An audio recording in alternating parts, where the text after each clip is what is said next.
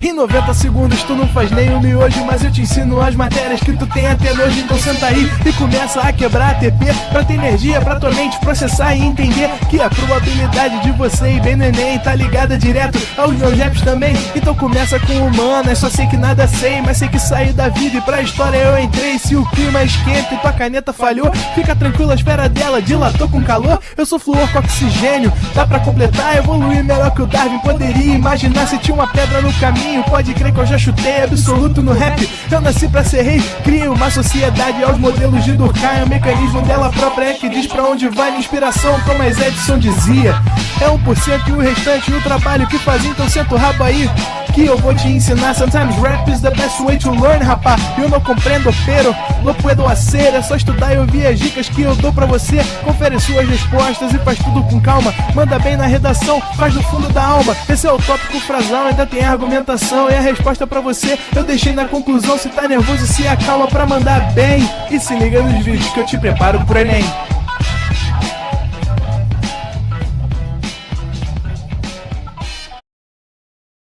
Seu celular agora faz isso e você nem sabia dessa nova função. Existe uma forma de transformar seu celular numa maquininha de cartão que recebe tanto no crédito como no débito de forma segura. É só ir na sua loja de aplicativos e procurar por Infinity Pay. Só fazer o cadastro gratuito que só leva 1 minuto. E pode usar CPF e CNPJ. Cadastro feito, clique em Tap to Pay ou em vender com Infinity Tap. Então é só digitar o valor que você quer receber, pode escolher débito ou crédito, até mesmo parcelar em até 12 vezes e receber na hora. Então é só clicar em Tap to Pay, aproximar o cartão do celular e pronto, fez a sua venda. Não precisa mais ter uma maquininha, é só usar o seu celular, pode ser Android ou iOS, ele só precisa ter NFC. Baixa o app para transformar o seu celular numa maquininha também.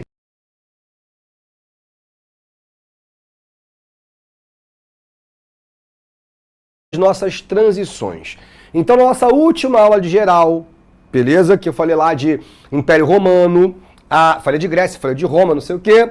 E a gente sabe então que Roma vai cair por grande extensão do território, não consegue mais proteger, não consegue mais administrar, são corrupções internas, até que finalmente os bárbaros, chamados de germânicos, invadiram o Império e o Império se desmoronou.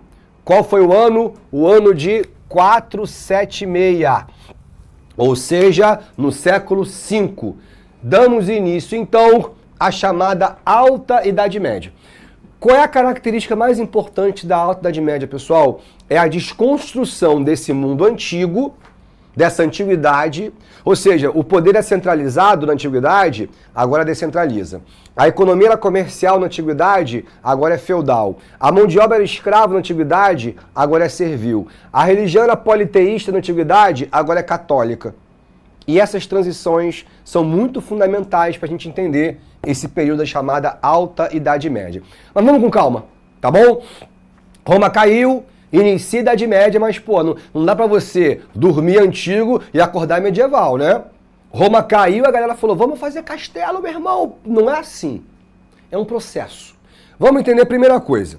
Das entranhas de Roma, 2 reinos foram formados. Um reino aqui, que era a antiga Gália romana, e agora é o reino dos francos. O primeiro rei franco é um cara chamado Meroveu, beleza? Da dinastia Merovingia. Depois nós vamos ter a dinastia Carolíngia. Depois nós vamos ter a dinastia Capetingia. E aí já é a França que a gente conhece, tá bom? Mas isso aqui, ó, já vou te dar um spoiler, não vai durar muito. Principalmente por conta das relações dessa galera. E lá no Oriente é formado um império boladão, que a gente vai chamar de Império Bizantino, beleza? Vou botar aqui em azul também. Império Bizantino, cuja capital é Constantinopla. Cara, se liga numa parada. Esse pessoal aqui do Oriente, porque o que é o Império Bizantino? É o antigo Império Romano do Oriente. Aqui não vai ter feudalismo, aqui não vai ter descentralização, aqui você não vai ter uma mudança. A única coisa é que eles também são católicos, porque foram convertidos pela igreja do final da antiguidade. Agora, esse pessoal aqui do Oriente vive uma outra parada. Vocês vão entender melhor conforme eu for avançando, tá bom? Nós temos então aqui Roma, Constantinopla, Jerusalém, cidade sagrada para os cristãos e para os judeus, e Meca, cidade sagrada para os islâmicos que ainda não são islâmicos. Maomé ainda não existiu. Nós estamos nos anos 400, beleza? Se você lembrar bem, Roma foi deposta por um cara chamado Odoacro, líder dos ostrogodos, germânicozão, bárbaro,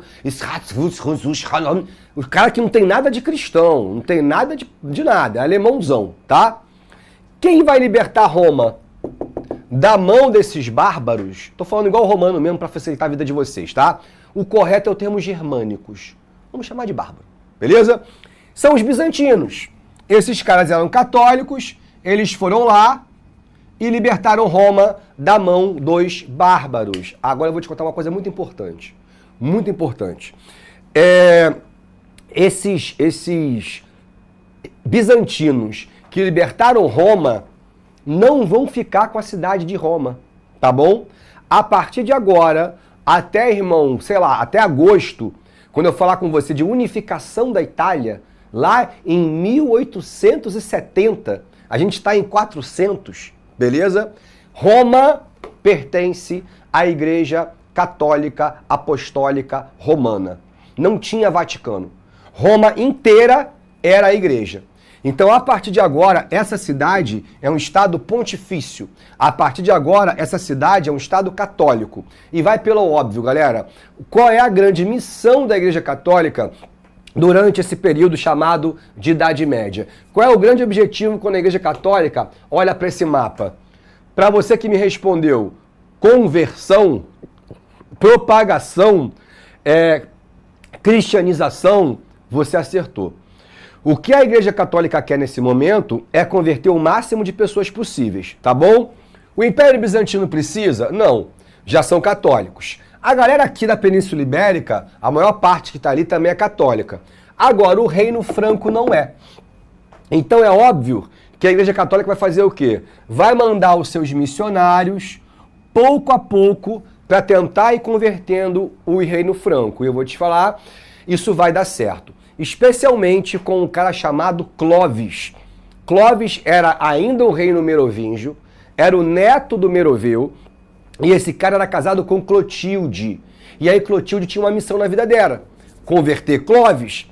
E aí Clotilde ficou, converte Clovis, converte Clovis, converte Clovis, eu tô te vendo Clovis. E aí Clovis finalmente se converte ao cristianismo. A partir daqui para frente, todos os reis da França, todos serão católicos. Tá? Isso aqui vai se desfazer, depois vai voltar a ser França, mas nunca mais você vai ter um rei que não seja católico. Aí eu quero que vocês anotem uma coisa importante. Primeiro, agora a Igreja Católica, ela impõe a sua doutrina oficial. Agora a Igreja Católica, ela impõe o seu pensamento.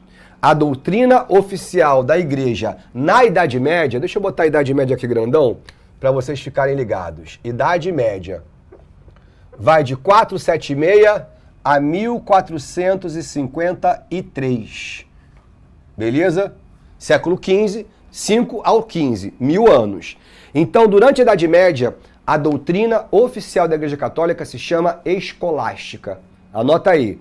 Doutrina oficial da Igreja Católica, a escolástica. Beleza? Compreenderam?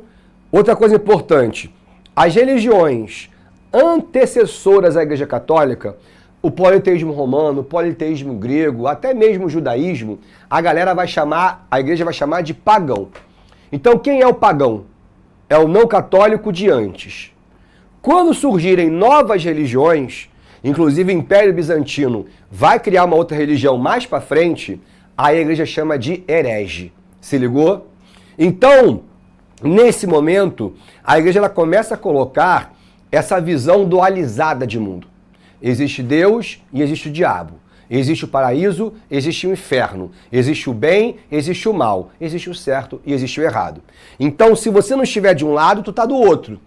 Se você tem alguma coisa, a sua avó, lá na antiguidade, tem uma receita para curar dor de cabeça, a igreja pode chamar de bruxaria. Se você toca a harpa e você conhece um acorde chamado acorde diminuta, que tem uma frequência, essa frequência a igreja fala que é a voz do capeta, também é proibido. Então, tudo que era da antiguidade, quando você olha para os romanos, você vê uma cultura antropocêntrica, que valoriza a mulher, que valoriza o corpo do homem, o corpo da mulher, a beleza humana, a capacidade, a ciência, o progresso. Tudo isso a igreja vai falar o quê? Ó, é pecado. Isso aí não pode mais continuar. Tá? Então, a liberdade sexual, que era normal na antiguidade, agora é proibida. Então, se os romanos colocavam os ombros de fora, as canelas de fora, agora o homem da Idade Média, ele se veste inteiro. A mulher da Idade Média se veste inteiro. A homossexualidade, que era amplamente naturalizada na antiguidade, agora a igreja fala que é pecado. Entendeu? É sodomia, você não pode amar mais. E vai ser perseguido qualquer homossexual como crime de heresia. Se a própria ideia do prazer sexual era algo natural na antiguidade, na Idade Média é proibido. Pô, peraí, professor, o sexo é proibido? Não, o sexo com prazer. Se você tiver relações sexuais e sentir prazer naquilo, o nome disso é fornicação. Por isso que você começa a fazer o sexo com roupa, só com as devidas partes expostas, para não ter relações prolongadas, se ligou? Porque isso também é visto como a ideia de pecado.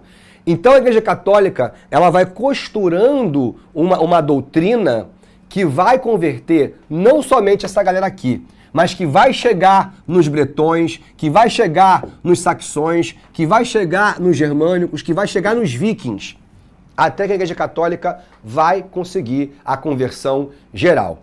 E isso diz muito, porque quando você acaba a Idade Média, esse pensamento muda. Daí a gente vai estudar o tal do renascimento cultural. Se ligou? Aí que a gente vai entender o nascimento de uma cultura antropocêntrica, uma cultura racional, uma cultura científica, que na Idade Média se perdeu. Então, esse é o primeiro ponto. Agora, Roma, a Igreja Católica, tem um amplo domínio cultural sobre toda essa galera. De boa? Compreenderam? Mesmo? Agora eu quero ensinar para vocês uma coisinha mais difícil, mas que é o coração das relações políticas da Idade Média, tá bom? Então, quando os merovingios criaram o Reino Franco, a capital ficava aqui. Beleza? Esse aqui é o nosso rei. Só que se você lembrar bem, o primeiro rei, o Meroveu, ele criou uma coligação de povos bárbaros para combater Átila. Então, depois que Átila foi embora, ele que teve que dar grandes pedaços de terra para esses líderes tribais que ajudaram ele. Então, ele vai dar um pedaço de terra para esse cara aqui. E esse cara vira um lorde. Aí vai dar um pedaço de terra para esse cara aqui. Esse cara vira um outro lorde.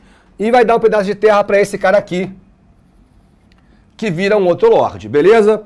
Tiaguinho, se você é o Lorde de Verde, beleza? Vamos chamar você de Tiago de Orleans. Gostou do seu sobrenome? Sobrenome pomposo. Você tem terra pra cacete, Tiago. Tu é um aliado do rei, tá bom? Mas você também vai ter os seus próprios aliados. Pra quem você daria terra, Tiago? A pessoa é sua, você que sabe. Pra quem eu daria terra? Meus aliados. Óbvio. Geralmente é quem? Pensa que você já é um cara cascudão, com seus 50 anos. Pra galera que tá trabalhando pra mim, pra galera... Concordo, mas pensa de maneira mais pessoal, Thiago. Porque quando tu dá terra pra alguém... Família, né? Obrigado.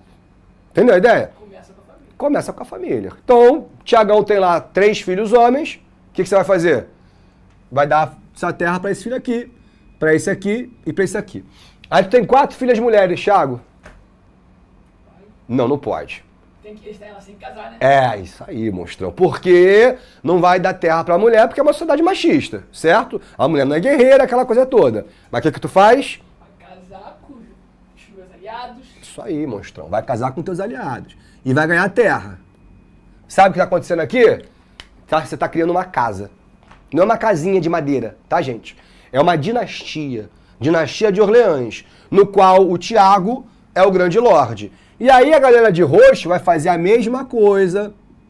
Se ligou? A galera de laranja vai fazer a mesma coisa. E nós estamos criando ali uma relação chamada sucerania e vassalagem. Anota aí. E aí você vai entender agora. Porque aí um dia, o 10º filho do Tiago não tem mais como herdar a terra. Tiago fala, pô filhão, desculpa, mas papai não tem mais terra para te dar. Agora, ele é nobre, porque ele é Orleans, se ligou? O nome dele é Renan de Orleans. Estão me entendendo? E aí o Renan de Orleans, ele vai ter uma educação de que tipo? Pensa bem, nesse momento o dinheiro não importa. O que importa é a tua capacidade de defender a terra. O que importa agora é a tua capacidade de porrada. Porque a gente está numa... Ó, não vamos esquecer, galera, que isso aqui tudo, ó, é tribo bárbara que tá saqueando todo para tudo que é lado. Atacando as antigas cidades romanas.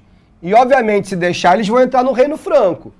Então, essa galera tem que ser boa de porrada. Então, o filho do Tiago, o Renanzinho de Orleans, vai aprender a cavalgar muito bem, vai aprender a manusear escudo, espadachim brilhante, lança, tudo. Beleza? Só que ele não tem terra. Então, ele é um príncipe sem herança. O que Tiago faz? Fala, pô, cara, vai lá no sul e troca uma ideia com um cara chamado Carlos Martel. Agora, esse cara existiu de verdade. E ele, esse bolão de laranja aqui, tá bom? E aí vai o filho do Tiago, que é o Renan de Orleans, que também está aqui presente, por coincidência. E aí ele vai lá, se apresenta, o cara vem e fala assim, Carlos Martel, o cavaleiro Renan de Orleans deseja uma audiência, pode entrar. Aí Renan de Orleans fala, Lorde Martel, eu falo, opa, como é que tá Renan de Orleans? O que o senhor quer? Ele falou, eu queria lhe fazer uma homenagem. Homenagem é o nome dado para ele ser o meu vassalo. Já vou te explicar o que é isso. Se ele está querendo ser meu vassalo, sabe o que o Renan quer de verdade? Ele quer terra. Porque o pai dele não tem mais. Aí ele fala, gostaria de fazer uma homenagem. Eu falo, seu nome é? Eu me chamo Renan de Orleans. Renan de Orleans, você é filho do Tiago de Orleans? Opa, meu pai. Falou, porra, teu pai é um grande guerreiro. Lutei junto a ele aos campos catalúnicos. Porra, um cara muito brilhante na espada. Aí ele também quer me agradar, fala, meu pai fala o mesmo de você, seu martelo. Com seu martelo gigante, esmagando a cabeça dos adversários. Pô, já ficamos legal. Aí eu falo, pô, beleza, Renan, eu posso deixar você ser meu vassalo, mas assim, eu ficaria mais tranquilo se tu casasse com uma das minhas filhas. Se ligou? Então, pode escolher, Renan. Ah, eu quero a Maria. Pô, Maria, vem cá com esse teu noivo. Legal. Mas assim, Renan, vamos fazer um juramento? Tá aqui com ele, beleza? Renan, se eu for sequestrado, quem paga meu resgate? Eu não. Se eu for pra guerra, quem vai comigo? Eu. Se eu precisar de qualquer auxílio, quem tá comigo? Eu. Então eu te declaro Lorde Renan, Renan de Orleans Martel. E você pode ficar com as terras do leste. Renan acabou de virar o meu vassalo. Se ligou? Porque entende o seguinte, senhor Renan? Quando você tiver filhos com a minha filha, teus filhos não são só seus filhos, são meus netos. Os seus filhos são sobrinhos dos meus filhos. Então, se você pensar em me trair, Renan, tu não tá traindo só a mim, concorda? Tá traindo o quê? A minha casa inteira. Se ligou? Daqui a 20 anos, o Renan tem seus 5 filhos homens, suas 4 filhas mulheres, seus servos, seu castelo, seu feudo. Tu é mais leal a quem, Renan? A um rei que tu nunca conheceu na vida ou a mim? Obrigado. Entenderam a ideia, pessoal? Aí eu quero que vocês falem 3 vezes na cabeça de vocês. Vassalo não é servo. Vassalo não é servo. Vassalo não é servo. Porque a gente vê muito na televisão, a galera da política adora falar isso, fala besteira. Não, você é um vassalo do Lula, você é um vassalo do Bolsonaro. Vassalo não é empregado, não. O Renan é o lorde. O Renan tem castelo, o Renan tem servo, o Renan tem cavaleiro. A nossa relação foi de tributo? Eu falei para ele pagar imposto? Não. O que ele prometeu para mim? Lealdade. Se ligaram? Então eu dou terras e prometo auxílio, e ele me promete lealdade e também auxílio. A gente está formando uma linhagem nobre. Pergunto a vocês, vou até dar um gole aqui na minha água enquanto vocês me respondem. Então a relação de soberania e vassalagem, que é uma relação horizontal entre 2 nobres, ela é boa ou ela é má para o rei, galera? Ela ajuda a centralizar ou a descentralizar? Tô olhando pro chat, hein? Por favor, Renanzinho.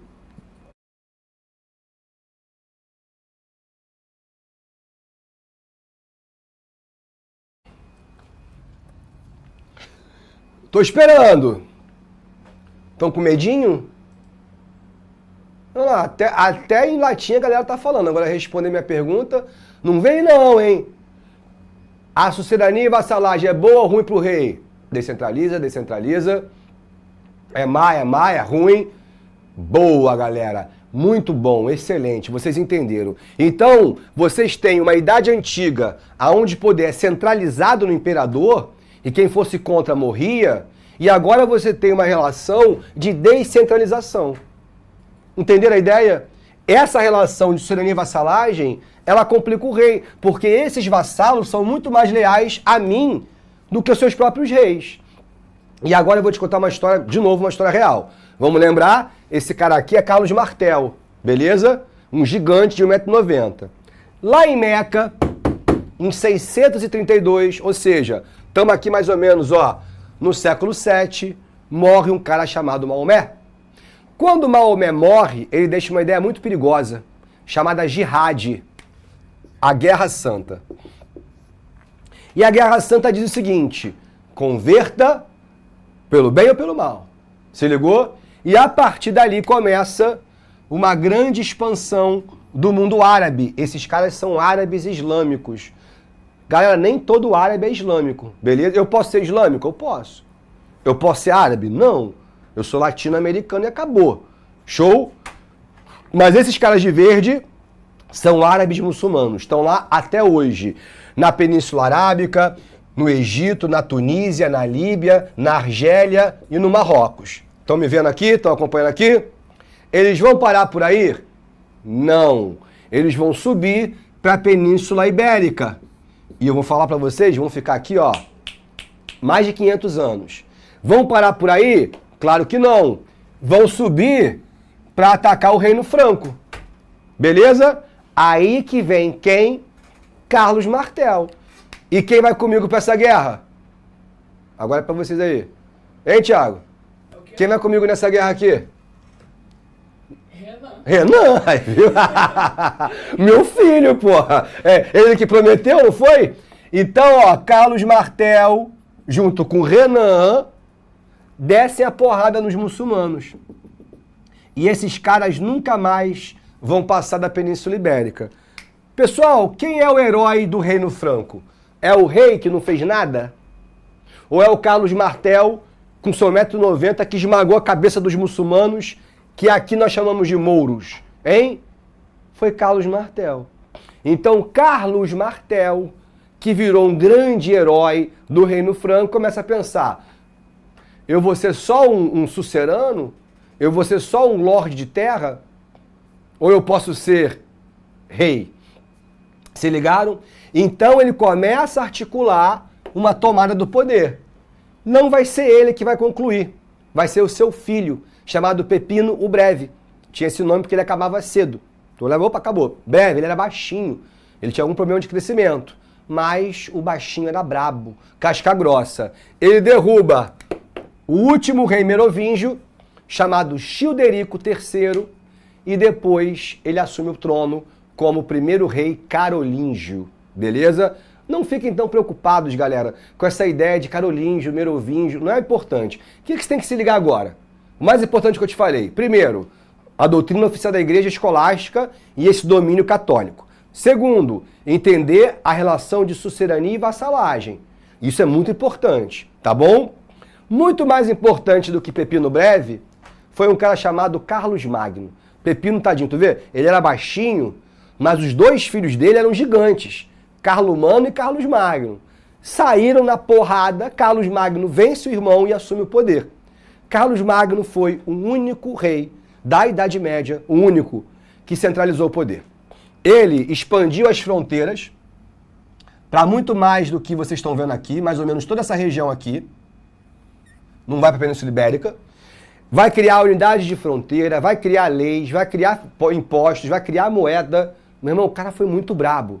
E foi coroado pelo próprio Papa, Papa Leão. Ele foi coroado pelo Papa no ano 800, no dia 25 de dezembro, se transformando em imperador do Império Romano Germânico. O mais importante não é o Carlos Magno. É quando ele morre, seu filho vai ter um reinado, que não nos importa, mas são os netos de Carlos Magno que vão fazer um acordo. E esse acordo é importante, tá? Em 843, ó, estamos aqui mais ou menos, hein? 843, nós temos o Tratado de Verdun. Tá tudo isso no slide, tá? Fiquem tranquilos. O Tratado de Verdun é uma divisão do Império pelos três. Luís o Germânico vai pegar essa região, Lotário vai pegar essa região e Carlos o Calvo, pode o nome escroto, vai pegar essa região. O Tratado de Verdun divide o reino em 3 partes, se ligaram? A partir daí, pessoal, os próximos reis não vão conseguir segurar o território, não vão conseguir centralizar. Por quê? O germânico, porque os filhos dos filhos dividem ainda mais, há um grande enfraquecimento desses reinos, e aí os germânicos começam a saquear tudo, e para piorar, chega uma galera, meu irmão, doente mental, né? Fala comigo. Pepino Breve, olha quem apareceu ali no chat. Ah, mentira. Será que é ele? O original? Manu... Ah, mas o Leandro tá aí? Tô aqui escrevendo meu doutorado e matando a saudade do meu irmãozinho. Beijo.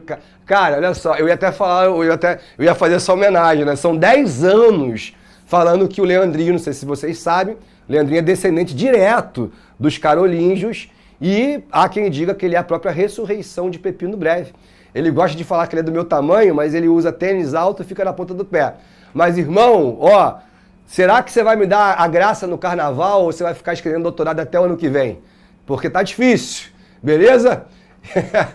Beijo, Leandrinho, meu irmão, do coração. Até no Maracanã ele não tá indo mais, gente. Olha, isso aí é coisa de... Isso aí é gravíssimo, meu irmão. Mas olha só, mas é pra um bom maior, né? O moleque é doutor, pô. Faixa preta, outro nível. Mas, galera, olha lá.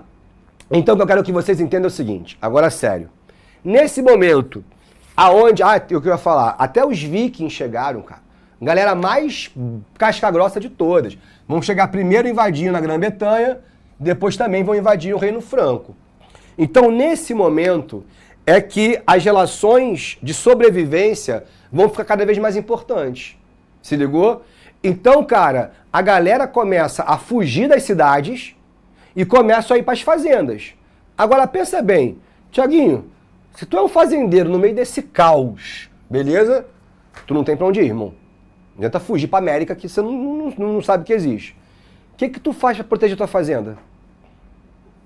Eu vou fortificar minha fazenda, vou armar a galera e vamos me defender. Concordaram?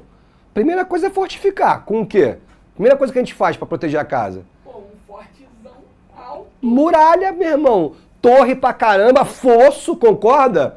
E aí começam a surgir os castelos medievais. Castelo não é palácio. Aí eu moro num castelo. Não acho maneiro. É uma fortaleza metida besta. Mas se você morar num palácio, é outra parada. O castelo é o feudo, galera. É sério. O castelo é o feudo. Porque agora o Thiaguinho fez o quê? Meu irmão levantou muralha pra tudo quanto é lado, torre de observação, um monte de arqueiro e falou assim, pode vir, bárbaro. Pode vir, viking, que eu vou proteger minha fazenda. As cidades não estão protegidas. As cidades vão acabar, galera. E aí você vai ter um grande êxodo rural. Aliás, um êxodo urbano, desculpa. Uma grande fuga da cidade. Uma grande fuga da urbis. E a galera bate nesses castelos. Tiaguinho, me deixa ficar aí, pelo amor de Deus. Se ligaram? Então, a descentralização, que já era muito forte, agora vai ser total. E aí muda também a dinâmica econômica. Se não tem mais cidade, não tem mais comércio. O que a gente está fazendo aqui, galera? Eu estou numa cidade, até 7 horas da noite, fazendo comércio. Vocês pagaram por esse produto, eu recebo por ele. Entenderam a ideia? É essa a grande parada. Então, se não tem mais cidade, não tem mais comércio. Então, aqui, ó, comércio. Na Alta Idade Média, ele faz o quê? Ele cai. E o que é inversamente proporcional ao comércio, galera? O feudo. O feudalismo. Quanto mais forte é o feudalismo, mais fraco é o comércio. Porque agora... E aí, Thiago, nesse caos aí, tu fez castelo, torre, tu vai querer ficar dando rolê pela Europa? Não. Mas tu precisa comer, né? Concorda? Então tudo que você produzir vai ser pra quê? Pra mim mesmo. Pra você mesmo. Olha como é que ele é inteligente, tá vendo? Economia de subsistência. Lembra disso, pessoal. Feudalismo não é um período. Feudalismo é um modo de produção. Feudalismo, produção para o feudo. Lá na frente, aí vem mercantilismo, produção para onde? Para o mercado. Depois vem capitalismo, produção para o capital. Mas nesse momento é uma economia de subsistência. Aí o Renan saiu correndo de uma cidade com 3 filhos, desesperado, e bateu lá no feudo do Tiago. Tiago, pelo amor de Deus, Tiago, deixa eu ficar aí no teu castelo, deixa eu entrar no teu feudo. Ele era padeiro, beleza? Tiago, tu vai deixar? Vai fazer pão pra mim? Né? O Renan tem que dar alguma coisa pro Tiago. O que tu vai dar pro Tiago, Renan? Pão. Pão! Mentira. Veja, você pode ficar dentro do feudo do Tiago desde que você trabalhe. Aí a relação é diferente, entendeu? É uma relação de nobreza? Não. É uma relação horizontal? Não é. Aí é uma relação vertical, porque a hora que o Tiago quiser expulsar o Renan, ele expulsa. Aí nasce a servidão. Se ligou? O Renan só pode ter proteção se ele prestar um serviço ao Tiago. E é essa relação que vai durar, galera, até o final da Idade Média. Então aí você vai ter um avanço das florestas, você vai ter o desaparecimento das cidades, um desaparecimento das estradas, um grande avanço da ruralização, porque agora ninguém mais está trocando absolutamente nada. Aí, galera, vale a vocês o seguinte, deem uma olhadinha no meu slide, tá? E aí vocês vão decorar, não tem o que fazer. 3 impostos. A talha, que é a parte da produção que o Renan faz, que ele manda pro Tiago. Nutella combina com pão quentinho, com tapioca e com amigos. Feita com ingredientes de qualidade como avelã e cacau. Todo café da manhã combina com Nutella. Idade Média, galera, eu tenho que inverter essas setas, concordam comigo? E o renascimento comercial, ele começa através da guerra. Porque o islamismo vai converter um povo não árabe. E esses caras são chamados de turcos. Meu Deus, cara, às vezes eu me assusto com o meu analfabetismo. Turcos otomanos. É isso mesmo, é o homem Otto. Tá? Eram liderados por esse grande cara chamado Otomã. E esses caras, eles são persas, agora chamados de turcos. E eles também aceitam o islamismo. E o islamismo também coloca Jerusalém como uma cidade sagrada. Então o que eles vão fazer? Eles vão invadir Jerusalém. Beleza? Depois de invadir Jerusalém, para onde é que eles acham que eles vão? Vão parar por aí? Não vão parar por aí. E aí eles vão começar a invadir o Império Bizantino. Indo em direção aonde? Indo em direção a Constantinopla. É esse momento que, pensa bem, quem é o cara mais poderoso da Europa na Idade Média? Me falem vocês, galera. Hein? Quem é o único cara da Idade Média? Porque não tem rei. Até tem, mas são todos fracos. Quem é o cara boladão que é capaz de convocar um exército para lutar contra esses malucos? Hein? O delay é muito grande, né? Não dá para ficar esperando, não. Mas para quem escrever, aí sim, gostei. Olha lá, Renanzinho aí, tá vendo? O Papa, galera, que fica aqui em Roma. Interessa ao Papa combater esses caras? Claro que sim, meu irmão.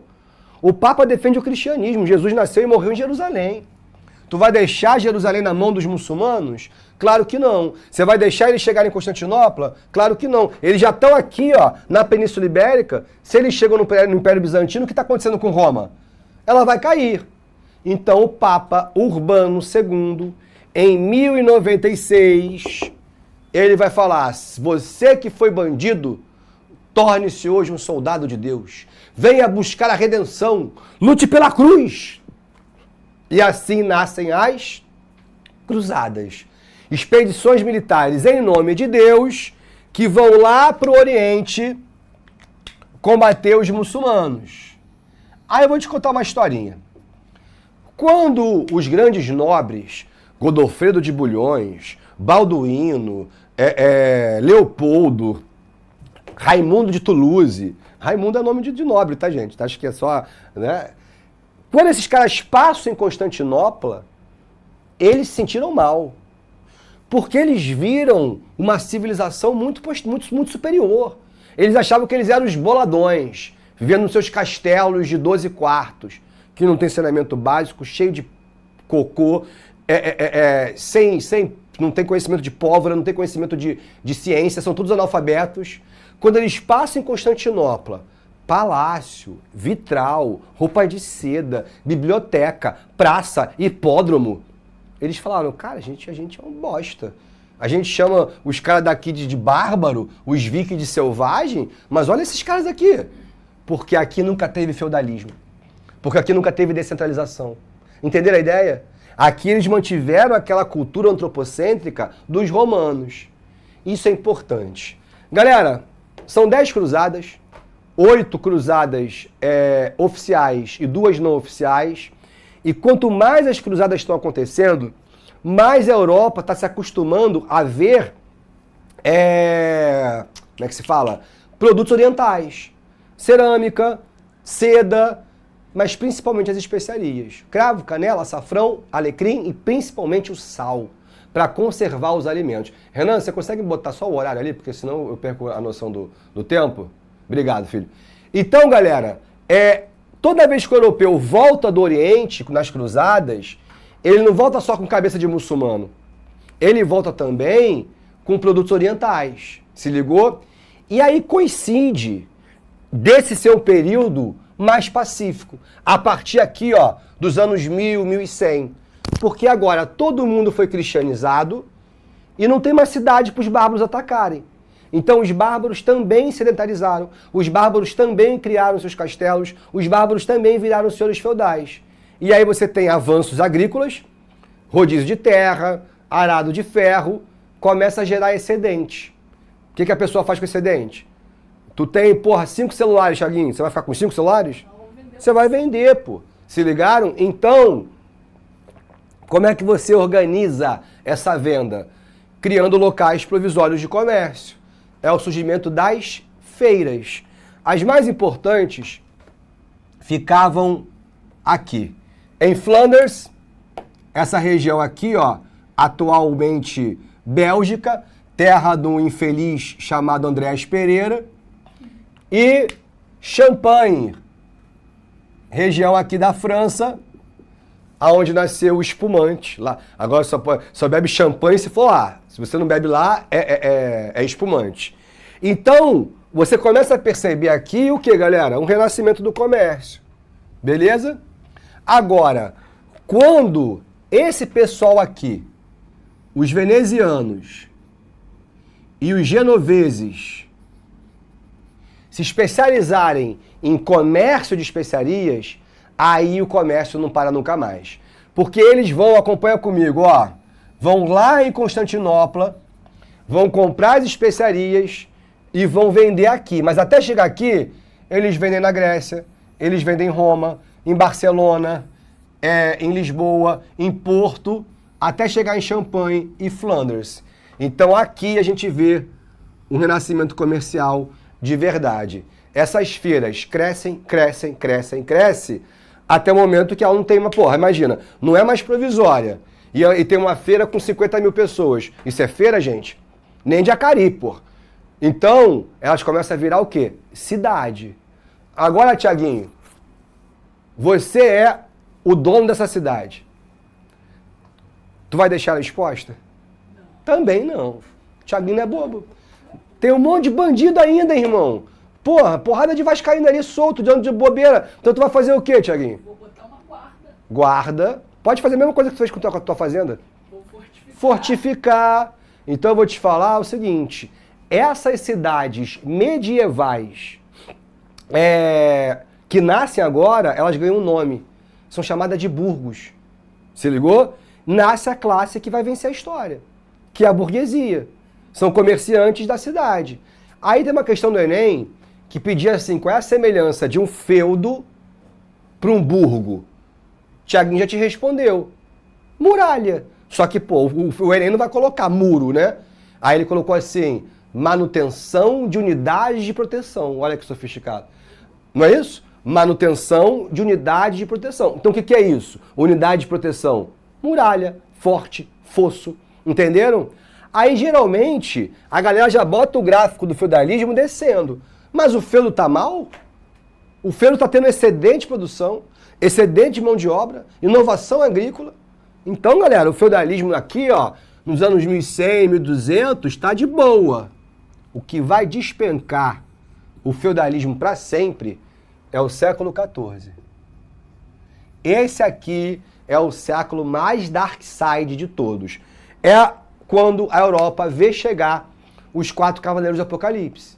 A fome, a guerra, a peste e as revoltas camponesas. Galera, vamos lá. Primeiro, a fome. Professor, mas não estava sobrando comida? Tava. Não estava tendo excedente e do nada veio a fome? Não é do nada. Quanto mais você tem inovação tecnológica, menos o servo trabalha. A qualidade dele de vida melhora. E ele tem mais tempo livre. O que tu acha que na Idade Média o cara com tempo livre faz para se distrair? Né? Não tem televisão? Faz filho, irmão. Então a população começa a crescer. Se a população começa a crescer, a produção de alimento tem que acompanhar isso. E na época, professor, mas tinha inovação agrícola. Gente, não tem trator, não. Era só plantar aqui, deixar... Chega uma hora que a galera começa a expandir o quê? As lavouras. Expandir as lavouras. Expandir as lavouras, ou seja, começa desmatamento. Começa a derrubar a floresta. Começa a acabar com tudo. E aí, quanto mais você mata a floresta, mais você prejudica o quê? O clima. Aqui a gente está sentindo, né, gente? Uma mudança de clima brutal, brutal. E olha que eu passei 6 anos da minha vida em Cuiabá. Mas, meu irmão, o Rio de Janeiro está com sensação térmica de 60 graus. Está sinistro. Então, começa a ter um desregulamento do clima tão grande que um momento que a produção está aumentando, começa a chover, inverno, meu irmão, a produção cai. Não tem o que fazer. A galera vai fugir para onde? Eles não conhecem a América. Se eles vierem para a África, eles vão tomar porrada dos mouros, dos árabes. Lá no leste, os turcos continuam subindo. Não tem outra solução a não ser a morte. E aí nós temos a grande fome, galera, que vai matar muita gente.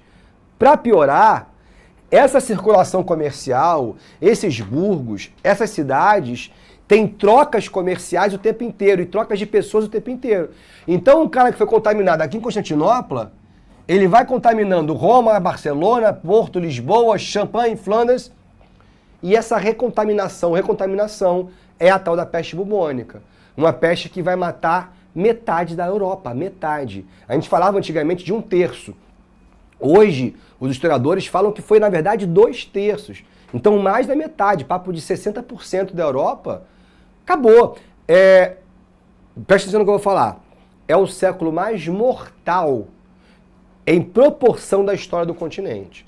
Professor, como assim? Mas o século XX, Holocausto, Segunda Guerra, Primeira Guerra... Beleza. Em número absoluto, nada mais sangrento que o século XX. Não tem como. Agora, em termos de proporção, morrer mais da metade, nunca isso aconteceu. Eram 3 milhões de uma população de 6. Entenderam a ideia? Então a peste, a fome, meu irmão, arrasaram o europeu. E outra coisa que está matando são as guerras. A gente tem as cruzadas, a gente vai ter agora também a chamada Guerra de Reconquista, onde os europeus começam a expulsar os mouros daqui, e é o nascimento dos vovôs da Europa, primeiro Portugal, depois Espanha, se ligou, e ainda vai ter uma guerra entre Inglaterra e França que durou 116 anos, chamada Guerra dos 100 Anos, abreviando para menos. Então as guerras com a fome, com a peste, também está eliminando. E para finalizar, deixa eu dar meu último gole. As chamadas revoltas camponesas. Porque, irmão, quando os senhores feudais verem o que está acontecendo, a comida faz o quê? Opa, é minha. E você, servo, que morra. Aí o Renan, que é servo, que tem que alimentar 3 famílias, ele vai fazer o quê? Meu irmão, vou deixar o cara lá no castelo cheio de comida? Vou não. Vai pra cima. E essas revoltas na França, chamada de Jacqueries, vão aterrorizar. Então, nesse momento maluco da Europa, parecia que não existia saída. E para terminar a Idade Média de vez, a gente tem então, finalmente, os turcos tomando Constantinopla em 1453. Olha lá. A tomada de Constantinopla pelos turcos é o fato histórico escolhido para dar fim à Idade Média. A Idade Média acaba E a Europa, meu irmão, de 1453, vamos botar 1500 para ficar mais fácil? Essa fase aqui da Europa, ela ficou, desculpa o palavrão, na merda. Muito, porque tava todo mundo morrendo mesmo, fome, peste, e ninguém sabia o que fazer. Só que o que eles fizeram nisso aqui? Portugal e Espanha descobriram a América. Aí pronto. Lançaram seus tubos de sucção sobre nós, arrancaram daqui uma quantidade incalculável de ouro, prata, diamante, madeira e vidas. Aí hoje você tem uma Europa extremamente desenvolvida e uma América esburacada. Nós resolvemos a crise do século XIV. Nós demos à Europa a possibilidade de prosperidade e saúde. Bom pra eles, ruim pra gente. Valeu, pessoal. Um abraço. Fui! Assista nossas aulas a hora que você quiser. Vem com o Pro, o cursinho online que mais aprova no Enem. Assine em proenem.com.br. We gotta celebrate the beauty of the world that keeps on giving.